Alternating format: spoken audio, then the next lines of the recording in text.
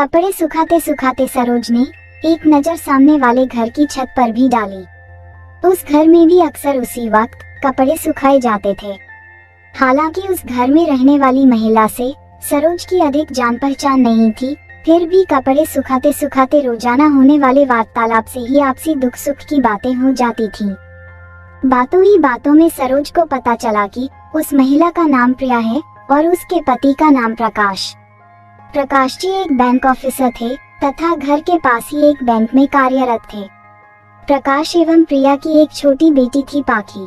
छोटा सा खुशहाल परिवार था। छुट्टी के दिन वे अक्सर घूमने जाते थे। प्रकाश जी बहुत ही सुंदर एवं हंसमुख स्वभाव के थे, यह सरोज को भी नजर आता था, पर प्रिया स्वयं भी सदा उनकी तारीफों के पुल बांधा करती थी। देखिए ना भाभी जी, आज ये फिर मेरे लिए नई साड़ी ले आए। मैंने तो मना किया था पर माने ही नहीं।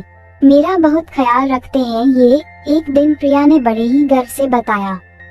अच्छी बात है, सच में तुम्हें इतना हैंडसम, काबिल और प्यार करने वाला पति मिला है, कह सरोज ने मन ही मन सोचा, काश दुनिया में सभी विवाहित जोड़े इसी प्रकार खुश रहते तो कितना अच्छा होता। एक आदर्श पति पत्नी है दोनों। सरोज और प्रिया की बातचीत का मुद्दा अक्सर उनका घर परिवार ही हुआ करता था, जिसमें भी प्रिया की 80% बातें प्रकाश जी की प्रशंसा और प्यार से जुड़ी होती थी। एक दिन प्रिया ने सरोज से कहा, भाभी जी, मेरे पापा की तबीयत बहुत खराब है। अब मुझे कुछ दिन उनके पास जाना होगा। मन तो नहीं मानता कि प्रकाश को अकेले छोड़कर जाऊं, पर क्या करूं, मजबूरी है। प्लीज आप थोड़ा इनका ध्यान रखिएगा। खाने पीने की व्यवस्था तो बैंक में ही हो जाएगी, उसकी मुझे कोई चिंता नहीं है, पर हमारा घर सारा दिन सूना रहेगा, आप आते जाते एक नजर इधर भी डाल लिया करना। ठीक है, तुम बेफिक्र होकर जाओ, सरोज ने कहा और फिर प्रिया के जाने के बाद वह एक पड़ोसन की जिम्मेदारी निभाते हुए आते जाते एक नजर उनके घर पर भी डाल लेती थी। इन दिनों प्रकाश जी को बैंक में वर्कलोड ज्यादा था, इसलिए वे काम में काफी व्यस्त रहते थे। सरोज से उनकी मुलाकात नहीं हो पाती थी। प्रिया को गए 15 दिन से ऊपर हो गए थे, परंतु वह अभी तक लौटी नहीं थी। प्रकाश जी भी दिखाई नहीं देते थे। सरोज को चिंता होने लगी थी कि कहीं उसके पिताजी की तबीयत ज्यादा खराब तो नहीं हो गई। पूछे तो किससे। रात के 11 बजे थे। सरोज अपने घर के मेन गेट पर ताला लगाने के लिए बाहर आई तो सामने वाले घर के आगे प्रकाश जी की गाड़ी रुकती दिखी। गाड़ी का दरवाजा खुला और उसमें से एक महिला भी प्रकाश जी के साथ उतरी। अरे, लगता है प्रिया आ गई, सरोज चहकी और आवाज देने ही वाली थी कि उस महिला की वेशभूषा और शारीरिक गठन देखकर रुक गई। नहीं, यह प्रिया नहीं लगती। प्रिया कभी जीन्स टॉप नहीं पहनती और न ही वह इतनी दुबली पतली है। बालों का स्टाइल भी प्रिया से बिल्कुल अलग है। यह प्रिया नहीं कोई और है, सोचकर सरोज दरवाजे की ओट में छिपकर खड़ी हो गई। उसने देखा कि प्रकाश जी ने उस महिला को घर के अंदर चलने का इशारा किया और फिर दोनों घर के अंदर चले गए। हो सकता है यह प्रकाश जी के बैंक की सहकर्मचारी हो, किसी काम की वजह से आई हो, सरोज ने सोचा, पर रात के 11 बजे ऐसा क्या काम है, कहीं कोई गड़बड़ तो नहीं। सरोज को बड़ा अटपटा सा लग रहा था। इसी सोच में उसे सारी रात नींद नहीं आई। सिर भारी होने के कारण वह अगले दिन सुबह जल्दी उठ गई ताकि चाय बना कर पी सके। बाहर से अखबार ले आती हूँ, 6 बजे तक आ ही जाता है, सोचकर सरोज बाहर बरामदे में निकली तो प्रकाश जी को उसी महिला के साथ घर से बाहर निकल गाड़ी की ओर बढ़ते देखा।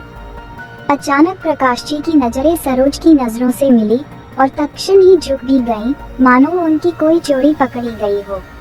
वे चुपचाप गाड़ी में बैठ गए, साथ में वह महिला भी। शायद वे उसे छोड़ने जा रहे थे। सरोज का भ्रम सही था। बाप रे, कितना बहुरूपिया है यह आदमी, दिखाने को तो अपनी पत्नी से इतना प्रेम करता है और उसके पीछे से यह गुल खिला रहा है। सरोज मन ही मन बुदबुदाई। सरोज मन ही मन सोचने लगी कि पूरी रात यह औरत प्रकाश जी के साथ घर में अकेली थी। सच इस दुनिया में किसी पर भरोसा नहीं किया जा सकता।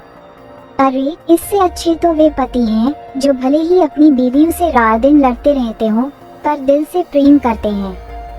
ये सब सोचते सोचते सरोज अंदर आ गई। अखबार लाकर मेज पर पटक दिया। अब न तो उसकी रुचि अखबार पढ़ने में रही थी और न ही चाय पीने की इच्छा रही थी। वह चादर ओढ़कर पलंग पर लेट गई और फिर प्रिया के बारे में सोचने लगी। कितनी मासूम है प्रिया, बेचारी जाते जाते भी अपने पति की चिंता कर रही थी कि इतने दिन अकेले कैसे रहेंगे, पर यहाँ तो अलग ही मंजर है। लगता है प्रकाश जी तो इसी दिन का इंतजार कर रहे थे।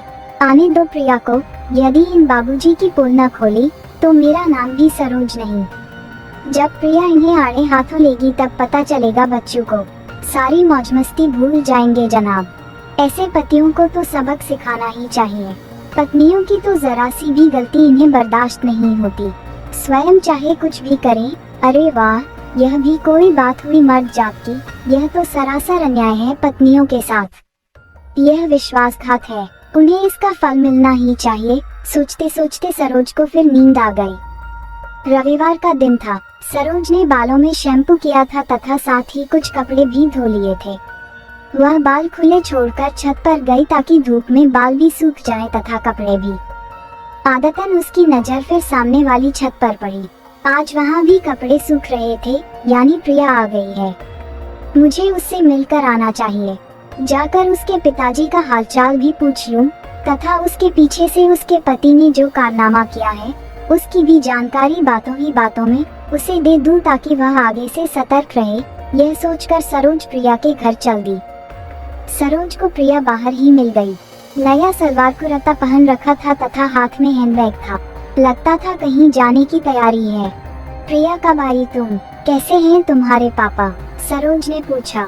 आज सुबह ही। पापा की तबीयत ठीक है इसलिए चली आई। स्कूल भी तो मिस हो रहा था पाखी का। इधर इनके फोन पर फोन आ रहे थे कि जल्दी आओ, तुम्हारे बिना मन नहीं लग रहा। सच भाभी जी, ये तो मेरे बिना रह ही नहीं सकते, इसीलिए तो चली आई, वरना कुछ दिन और रह लेती। तभी प्रकाश जी भी आ गए। पाखी उनकी गोद में थी और प्रकाश जी उसे बार बार चूम रहे थे। पाखी भी पापा पापा कहकर उनसे लिपट रही थी। हेलो पाखी, कैसी हो? जानती हूँ मैंने तुम्हें बहुत मिस किया, सरोज ने प्रकाश जी की ओर देखते हुए पाखी से कहा तो प्रकाश जी ने नजरें झुका ली और फिर संकोचवश नजरें उठाकर सरोज की ओर देखा, मानो अपना अपराध स्वीकार कर रहे हों। अरे प्रिया, तुम्हारे प्रकाश जी तो तुम्हारे दीवाने हैं। तुम्हारे बिना ऐसे हो गए थे जैसे प्राण बिना तन। एक दिन तो मुझसे कहने लगे, भाभी जी, जब बैंक से घर आता हूँ तो सुना सुना घर काटने को दौड़ता है। सच पत्नी, बच्चों के बिना घर नहीं लगता। प्रिया के चेहरे पर मुस्कुराहट दौड़ गई। उसने शर्मा कर प्रकाश जी की ओर देखा। सरोज फिर बोली, अरे मैंने भी बेवक्त तुम लोगों को किन बातों में उलझा दिया। शायद तुम लोग कहीं जा रहे हो। बहुत दिन हो गए प्रकाश जी को अकेले बोर होते हुए। हाँ, मूवी देखने जा रहे हैं। लौटते समय किसी रेस्टोरेंट में पिज्जा खाएंगे। प्रिया और पाखी को बहुत पसंद है, प्रकाश जी ने गाड़ी का दरवाजा खोलते हुए कहा। उनकी आंखों में सरोज के प्रति कृतज्ञता झलक रही थी। प्रिया और पाखी गाड़ी में बैठ गईं तथा प्रकाश जी ने गाड़ी स्टॉप कर दी।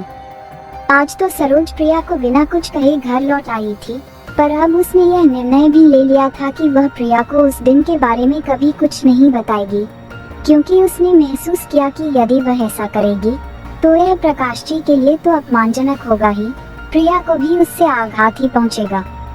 सरोज को लगा कि यदि प्रकाश जी की इस तनिक सी बेवफाई पर पर्दा ही पड़ा रहने दिया जाए तो उचित होगा। इस तरह कम से कम पति पत्नी में प्यार का भ्रम बना रहने से एक खुशहाल परिवार तो आबाद रहेगा और शायद भविष्य में प्रकाश जी को भी अपनी भूल व नादानी समझ आ जाए और वे फिर कभी ऐसा ना करें, क्योंकि कई बार अपराधी को दंड देने के बजाय माफ करना ज्यादा लाभकारी